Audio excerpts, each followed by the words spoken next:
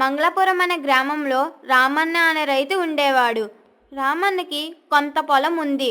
ఉన్న కొద్ది పొలంలోనే వ్యవసాయం చేసుకుంటూ పంట చేతికి వచ్చాక ఆ పంటని కోసి ధాన్యము పట్నంలో అమ్ముకునేవాడు. ధాన్యం మంచి సంపాదన వచ్చేది. రామన్నకి నలుగురు కొడుకులు. ఆ నలుగురు మహా బద్ధకస్తులు. బాధ్యత లేకుండా తిరిగేవారు. తండ్రి సంపాదన మీదే బ్రతికేవాళ్ళు.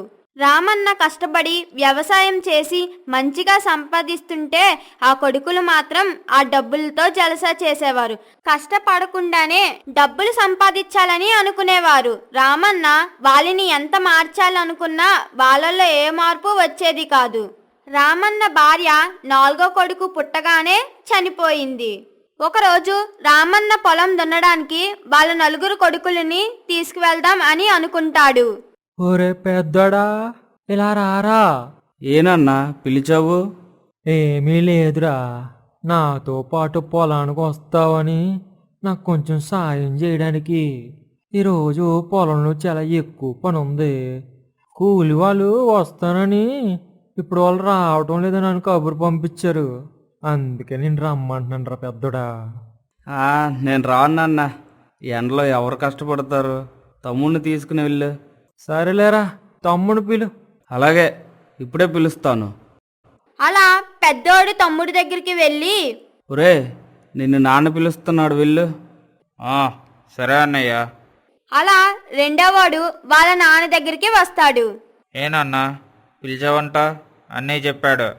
పొలంలో కొంచెం పని సాయం చేస్తావని పిలిచాను. అన్నయ్యని అడిగితే నాకు పని ఉంది రాలేనని అంటున్నాడు. అందుకే నువ్వురా ఈరోజుకి. అప్పుడు రెండోవాడు మనసులో, అబ్బా, ఇప్పుడు ఇంత పొలానికి వెళ్తే పొలం పని అంతా నేనే చేయాలి. ఇప్పుడు ఏం చెయ్యాలి అని అనుకుంటాడు. ఏంట్రా ఆలోచిస్తున్నావు? వస్తున్నావా లేదా? అయ్యో నాన్న, నాకు ఇప్పుడే గుర్తుకొచ్చింది. నాకు కూడా కొంచెం పని ఉంది, నేను రాలేను. తమ్ముడిని తీసుకుని వెళ్ళండి. అప్పుడు రామన్న కోపముగా, సరేలే, ఇద్దరిని పిలు. సరేనన్నా. మనసులో, అమ్మయ్యా, నేను తప్పించుకున్నాను.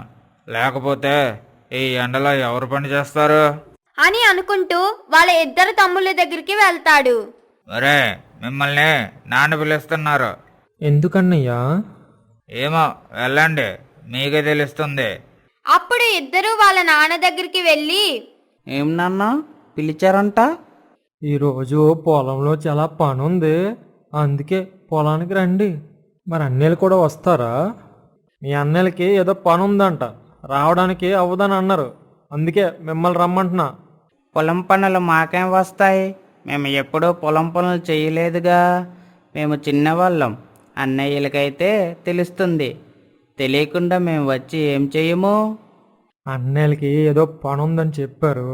ఏం చేయాలని చెప్తాను, మీరు రండి చాలు, త్వరగా వచ్చేద్దాము. పొలం పనులు తెలియకుండా మేము వచ్చి ఏం చెయ్యం అని అక్కడి నుండి లోపలికి వెళ్ళిపోతారు. ఎవరు అడిగినా రాను అంటున్నారు. నేను చనిపోతే ఈ పొలాన్ని పండిస్తారో లేక అమ్మేస్తారో, ఎలా బతుకుతారో ఏంటో అని మనసులో అనుకుంటూ పొలానికి వెళ్ళిపోతాడు. ఆ రోజు పొలంలో ఎక్కువ పని ఉండడం వల్ల చాలా లేటుకి ఇంటికి వెళ్తాడు. అప్పటికి ఆ నలుగురు కొడుకులు శుభ్రంగా తిని పడుకుంటారు. రామన్న కూడా అన్నము తిని పడుకోవడానికి వెళ్తాడు. కానీ నిద్ర పట్టదు. దేవుడా, ఎందుకయ్యా నా నలుగురు కొడుకులకి అసలు బాధ్యత లేకుండా చేశావు? నాకు ఈ మధ్య ఆరోగ్యం కూడా బాగుండడం లేదు అని ఆలోచిస్తూ ఉంటాడు. నా నలుగురు కొడుకులకి ఎలాగైనా బుద్ధి చెప్పాలి, బాధ్యత నేర్పించాలి, వాళ్ళ కాళ్ళ మీద వాళ్ళు నిలబడేలా చెయ్యాలి అని అనుకుంటాడు. అప్పుడు ఒక ఉపాయం వస్తుంది. మరునాడు ఉదయం నిద్ర లేచి నలుగురు కొడుకులని పిలుస్తాడు. ఒరే పెద్దోడా, ఒరే చిన్నడా, నలుగురు ఇలా రండిరా. కొడుకులు నలుగురు తండ్రి దగ్గరికి వస్తారు. ఏనన్నా అందరిని పిలిచావు, ఎందుకు? చూడండి అబ్బాయిలు, నాకు అసలు ఆరోగ్యం బాగుండడం లేదు. రేపో మాపో అన్నట్టున్నాను. మీ నలుగురు చూస్తే అసలు బాధ్యత లేకుండా తిరుగుతున్నారు. అందుకే మీకోసం కొంత బంగారం కూడబెట్టి ఒక పెట్టెలో పెట్టాను. ఆ మాట వినగానే నలుగురు లోపల ఆనందంతో ఉప్పొంగిపోతారు. అవునా నాన్న, ఎక్కడున్నదా పెట్టిప్పుడు? అది మన పొలంలో పెట్టానురా. ఇంట్లో అయితే దొంగలు దోచేస్తారన్న భయంతో. మీరు నలుగురు జాగ్రత్తగా చూసుకుంటారని అనుకుంటే మీరు బాధ్యత లేకుండా తిరుగుతున్నారు. అందుకే పొలంలో దాచాను. కానీ పొలంలో ఎక్కడ దాచానో గుర్తుకు రావడం లేదు. అందుకే మీ నలుగురు వెతికి తీసి ఆ బంగారాన్ని సరిసమానంగా పంచుకోండి. అప్పుడు ఆ నలుగురు చాలా సంతోషపడి పొలం దగ్గరికి వెళ్తారు. ఆ పొలంలో ఉన్న పెట్టిని ఎలా తీయాలో ఆలోచిస్తారు. ఇప్పుడు ఈ పొలంలో బంగారం ఎక్కడుందని ఎతుకుతాము? అన్నయ్య, నలుగురము 4 దిక్కులు తవ్వి చూస్తే తెలుస్తుందిగా. మొత్తం పొలం దున్నితే సరిపోతుందిగా. మనం పొలాన్ని 4 భాగాలుగా చేసి దున్నుదాం. ఎవరికి పెట్టి దొరికినా నలుగురం పంచుకుందాం. అందరూ సరే అని పొలం దున్నడం మొదలు పెడతారు. అలా నలుగురు 10 రోజులు కష్టపడి పొలం దున్నుతారు. కానీ ఎవరికీ ఆ పెట్టి కనిపించదు. అన్నయ్య, కొద్ది రోజుల నుంచి పొలం దున్నుతున్నాము, కానీ ఆ బంగారం ఉన్న పెట్టి కనిపించలేదు. అవునరా, సరేలే, నాన్నకు చెబుదాం. అలా నలుగురు ఇంటికి వచ్చి వాళ్ళ నాన్నగారి దగ్గరికి వెళ్ళి అడుగుతారు. నాన్న, మీరు చెప్పినట్టే పొలం మొత్తం దున్ని మరీ వెతికాం, కానీ మాకు ఎక్కడా పెట్టి కనిపించలేదు. నేను అక్కడే పెట్టానురా. పోనీ ఒక పని చేయండి, మీరు ఎలాగో పొలం దున్నారుగా, పొలానికి నీళ్లు పెట్టండి, వరి నాట్లు కూడా వేయండి. ఆ పెట్టి ఎక్కడ పెట్టానో గుర్తుకు తెచ్చుకోవడానికి ప్రయత్నిస్తాను. నీళ్లు పెట్టి వరి నాట్లు వేస్తే పెట్టెలా బయటకు వస్తుంది నాన్న? నీళ్లు పెట్టడం వల్ల నేల మెత్తబడుతుందిరా. అప్పుడు కొద్ది రోజులు ఆగి దున్నితే కొంచెం లోతుకు దున్నొచ్చు. అప్పుడు పెట్టే బయటకు పడొచ్చుగా. మరి వరి నాట్లు ఎందుకు? నేల గట్టి పడకుండా ఉండటానికి వరి నాట్లు వేయమంటున్నా. సరేనన్నా, నువ్వు చెప్పినట్టే చేస్తాం.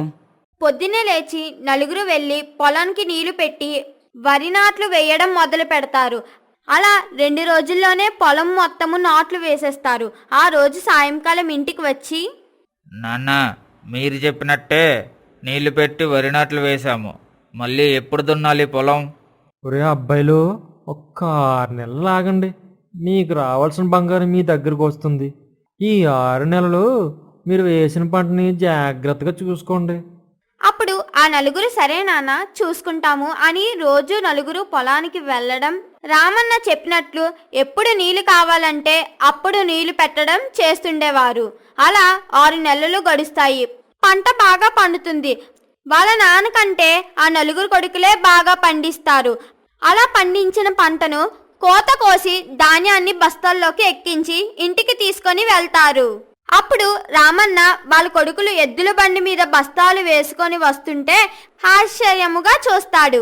చూసారా అబ్బాయిలు, ఇప్పుడు బంగారం ఇంటికి వచ్చేసింది.